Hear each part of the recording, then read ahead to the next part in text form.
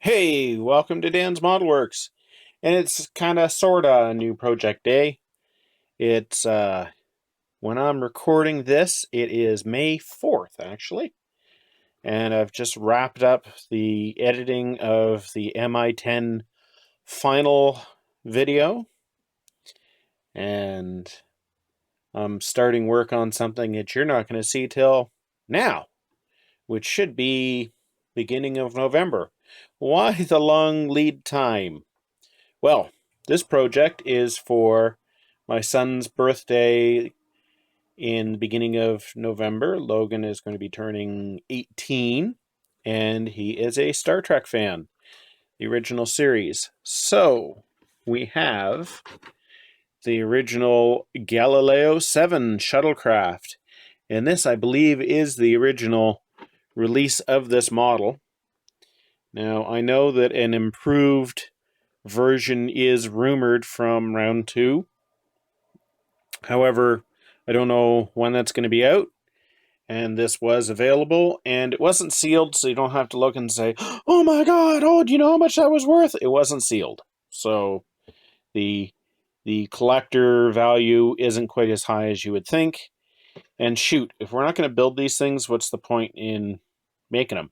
I mean, for that matter, they could just sell us empty boxes and put some chunks of plastic in. So, if you've never actually seen this kit, it's pretty basic. And actually, my dad built a version of this when I was a kid. I don't remember him building it. I remember it kicking around the house quite a bit. It got played with, and then I did some really weird, stupid things to it. So this time, this is my chance to do it right. So let's take a look inside here.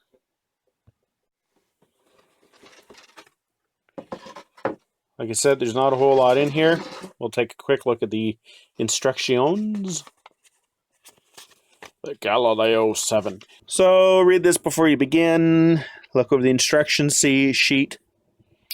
You know, this is interesting. It says, be careful of the parts that are chrome. There are no chrome parts. And of course, make sure you don't eat the parts. So we've got 1, 2, 3 assembly steps, and then the decals. There's not a whole lot to this kit. The decals, which I'm going to have to be very careful with. Actually, these look like they are one solid sheet. Doesn't look like they have separate carrier film. But I will be coating these with a preservative to make sure they don't break apart on us. Ooh, the contents are still sealed in their bags. Awesome. They were sealed in their bags. I was just taking a big chunk of the value out by opening this bag. What do we got going on here? Okay, so it was molded like this, and then they fold it to get it into the box. Oh, even better. They actually folded the sprue probably while it was still hot to get it to fit into the box. Wow. That's pretty frightening. So, this is one of the engines, or the power pods as it says. And of course we've got the interior. And this sprue here has the back wall. And here are the doors that go into the back, the engineering area, I believe. And of course we've got the exhausts for the engines.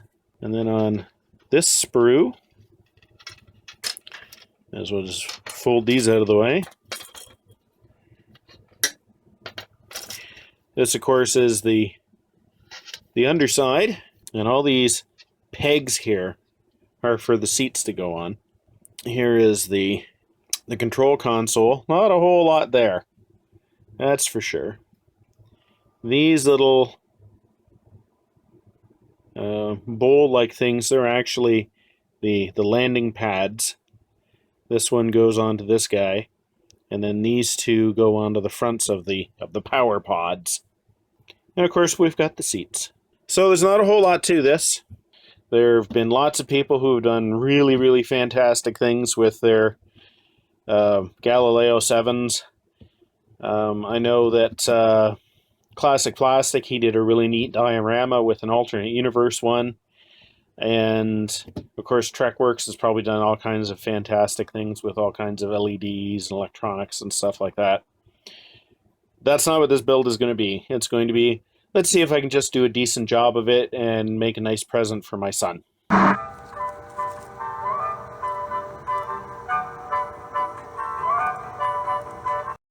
All right, so leave it to me to make things more complicated. We're downstairs.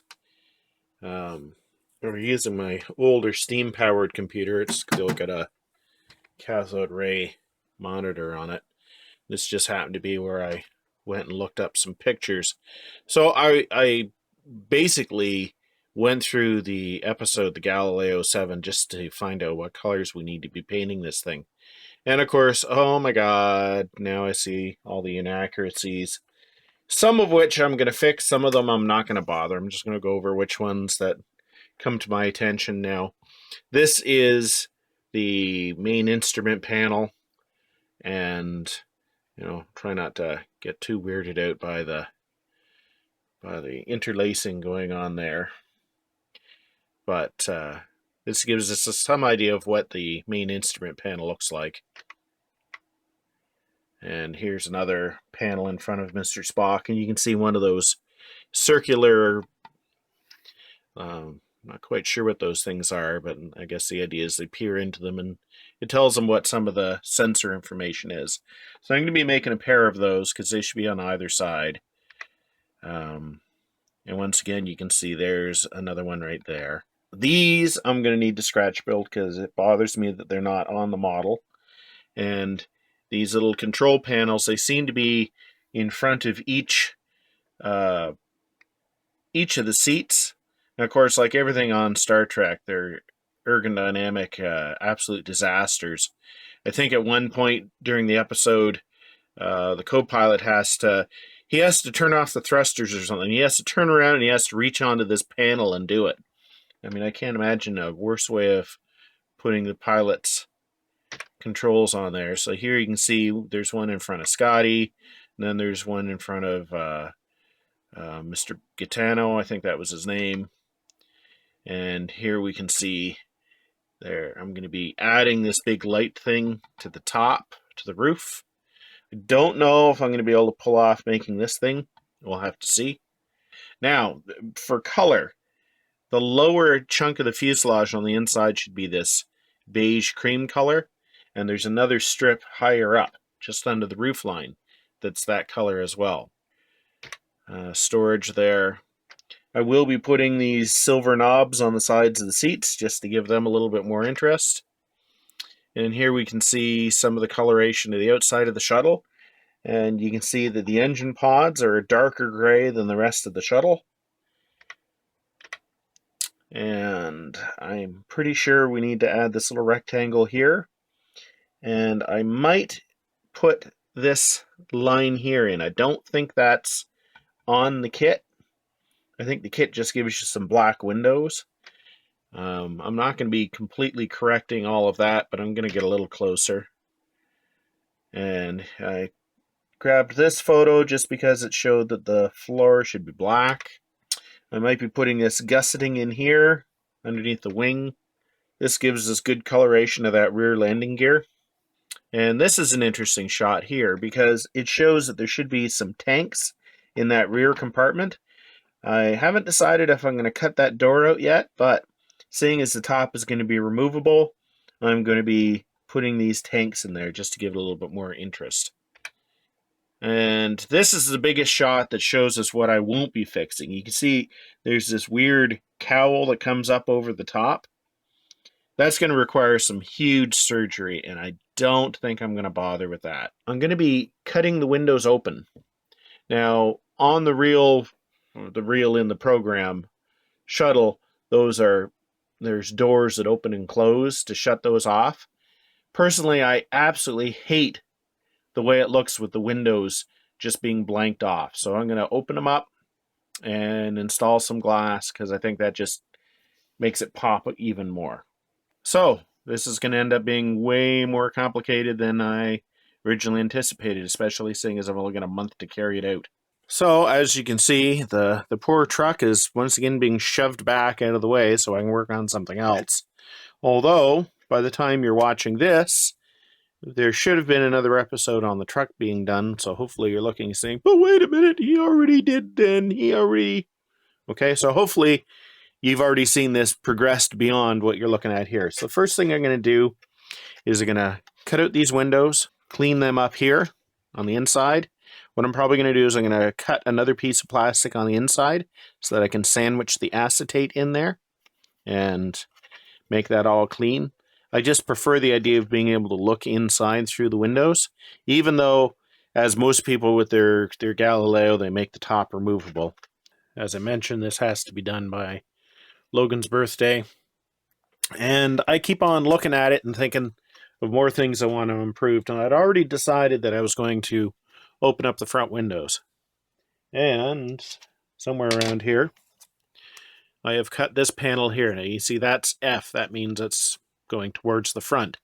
The idea with this is I'll be able to put a piece of clear acetate in here, and then I'll be able to back it up with this so that from the outside and the inside, because we're still going to have the top be removable, it will look nice and neat. I won't be gluing this on until the whole thing has been painted. I'm not going to worry about opening up these little windows here. I'm going to leave those basically as the decals. There is probably going to be a lot more work being done to this. I'm not happy with this. It's nowhere near what we see in the episode. And the whole thing actually kind of makes me wonder a little bit. I know some people like to bash AMT, but usually AMT does a pretty good job on kits. It almost looks like the person who did the tooling on this, I don't know, maybe watched the episode a couple times, made some quick notes, and then just went with the tooling from there. And he'd forgotten about a lot of the details and things, because they really could have put a lot more into this, and they could have been a lot more accurate. I mean, some parts like the landing gear is bang on, the nacelles are bang on, but then you look at the back end of it, and that's totally wrong. And of course, then you've got the detailing at the top, which I haven't decided if I'm going to correct that yet. So I'm just about to put the rear of the cabin in. Now, I've already cut the door out because, as I mentioned earlier, there is some nice detail shown in the episode back here. Basically, there's, well, I don't know, fuel tanks, oxygen tanks, something or other back here, and they're visible through the door. Now, one thing that's been bothering me, and I initially was not going to do anything about it, was the curved coving on the roof of the shuttle. I wasn't going to do anything about it. And then somebody, Tasha, basically said I was wimping out and I should try to do something about it. So the method I'm going to use is, here is some evergreen tubing. What I did is I basically cut away one side, and then when I got basically half that was fairly regular, I then cut it in half again, you can see. So we've got about a quarter. So if I glue this onto the top, thusly, we should hopefully end up with kind of 1/4 cove that goes at the top. As I try to, no, it's not in focus, but hopefully you can see that that should give us the effect we're looking for. Now, one of the other things I've done here is there's a little bit of a sink mark on the side quarters here. So I filled that in. So I've got our ramp pieces glued on, and hopefully you can see that they're taller here at the back than they are at the front. I maybe could have gone a little bit more extreme than this, but I felt that hopefully that will end up being obvious enough. I thought any more than that would look kind of silly. And as you can see, I've done some filler here to make sure that these ramp pieces blend into the sides. Probably going to need a little bit more sanding, but I figured I'd wait till I got the curved pieces on top first, because they're going to require some blending as well. As with most things kit bash, this is definitely looking worse before it looks better. But at least we have the two flanges on the top, and as you can see, they're taking a little bit of finagling to keep in place before the glue sets up. And part of the reason for that is, as you can see, there's a little bit of a bow out here. So we're trying to get a 3/4 curve to make that bend. It doesn't help that when I cut the pieces, I actually ended up, you can see right here, there's a little bit of daylight. And that was just when I was sawing the tube in half. That was the area that the saw ended up screwing up, and I was running out of tubing. So that we should be able to take care of that with filler, but it does make it a little more difficult getting everything to basically set. But you can see we've got the flange on, and it's taller at the back than at the front. See what it looks like when it's all been filled and sanded and primed and everything like that. So what we have here is one application of putty and some sanding later. This is probably a better side to show you because this I was able to sand all the way. Still a little bit of that I need to address along there. So another application of putty. I still have to get the final contour here at the front. I've achieved it at the back. This side here, I didn't finish sanding because it actually cracked all the way back along to there. So I went and I sloopered some Plastruct glue in there and really smushed it, so hopefully I've got a good bond this time. But if we look at the back here, you can see this is pretty much what we're looking for. So another application of putty and some sanding later, and we'll see what it looks like. And then I've also got to decide what I'm doing here at the back, because this isn't quite right either. I think there should be more of a bulkhead running along here. Hey sports fans, what's going on? You're probably saying, hey, you're putting another piece on. And this one may seem counterproductive because it's filling in this recessed area, which on the real shuttle is a recessed area. However, the recessed area kind of has a curved top and bottom. And by putting this in, I should be able to glue another piece onto the roof and ferret in and have it kind of come back. And that will create that lip that we should have at the top. And then I'm going to be putting a heavier lip here at the bottom. And that will create that space that we should have on the shuttle. I'm still going to use the kit decals, the black windows in there. I'm going to be painting the whole area kind of a dark metallic gray, which seems to be the color it is in the TV show. And then that should hopefully give us the effect we're looking for. So there's the net result of creating that kind of cowling at the back, where we're going to be putting I put this in parentheses, window decal back here. And like I said, this is going to be painted kind of a metallic color here. I'm also going to be bulking out the sides here because they should be a little bit more proud, and I'm going to do that on the lower part of the hull as well. And we'll see how that turns out.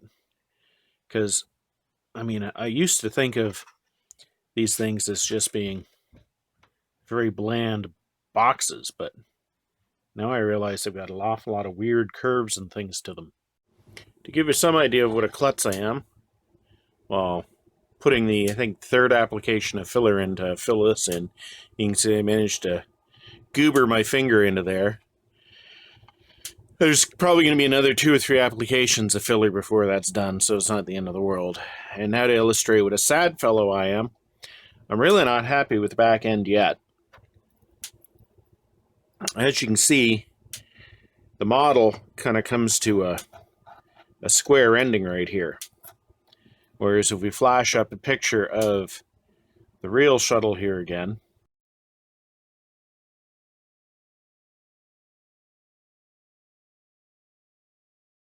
or having flashed it, you can see that there's quite a substantial set of flanges that come off the back here.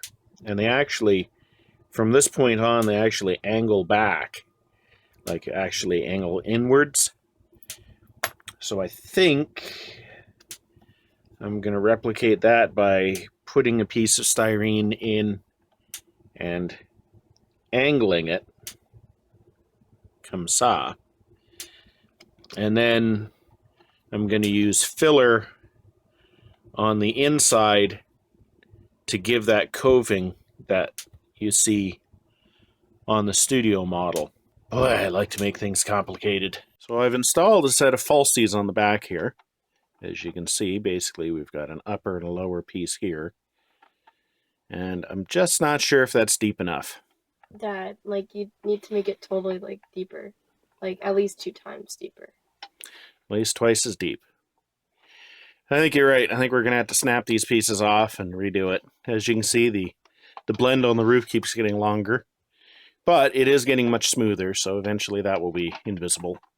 So once again, through the miracle of doing a whole pile of work off camera, we've come to this stage right here. As you can see, it's looking pretty battle-scarred. So if you know the lines of the Star Trek shuttle by memory, you know that the back end of it still is not right. Basically, we should have one continuous flat panel from here going down to here. And this access door needs to go from about here to here. In order to make that happen, I would have had to have completely restructured this whole lower area.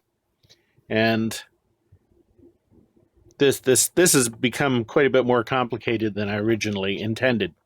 And as you can look here, you can see I've extended the winglets back because they should go back to this point here. And of course, you know, I've done the butt job here to create this extra piece. If you look at the episode for the Galileo 7, you can see that there's a door that has to open. So I've put this panel in here. Then there's this piece here that Natasha and I jokingly refer to as the third brake light, because that's the way it looks. There's another little panel underneath there. And one thing I did add is you can see there's these gussets, I guess, for stiffening up the engine nacelles. Now they're not present in the kit, so I scratch built those out of some styrene. So with any project, you have to ask how far you're going to take it, and you have to balance that against, you know, how many resources you want to put into it and what sort of timetable you're on. This has to be finished by November 2nd, which is Logan's birthday, and it's October 21st. So I'm going to basically say, right, we're going to call the back done here. Now you can see I've also kind of cut this notch in here, and that's actually for the rear landing leg to kind of come out of, because the way AMT molded it it's pretty much completely wrong. So this is now going to have a quick coat of primer put on it, and you know, we're probably not going to do much else on this particular episode. So we can see the result of priming and then correcting some of the flaws that we saw.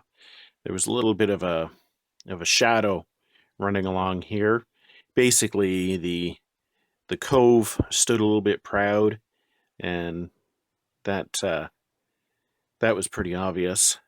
And as well, inside of the cove here on the top, I hadn't really tried hard to get rid of any bumps and things, mainly because I was afraid I was going to snap these things off. And but it did look pretty untidy in there, so I went and I cleaned that up, and then I also ran a little bit of white glue in there just to try to fill up any small gaps there were. That was about it for the top. For the bottom, the only thing that really stood out was where it added to the winglet here. You couldn't really see anything on this side. It was acceptable. This side, though, you could see a definite line, and you can see the after I'd sanded, you know, of course, I've lost all the primer here, and then you can see there's the gray of the filler. So I think I've got that pretty close. So I'm just going to give this a quick shot of primer here to make sure we've really got it where it needs to be. So I've resprayed my primer on the Galileo 7 here, and I think it looks a lot better than it did. This little bit of line right here, it's the top of the doors, and you can see the substantial rounder piece here, cove that goes on the top. This is some blacks undercoating spray from working on the van. Just another one of the things I'm trying to get done here. So this will do it for part 1 of the Galileo 7. The part 2 should be posting within the next couple of days, because by the time you see this will have been given to Logan. The next step is going to be to paint the upper part a light gray and the lower part a slightly darker gray. And then we'll get to work on the interior.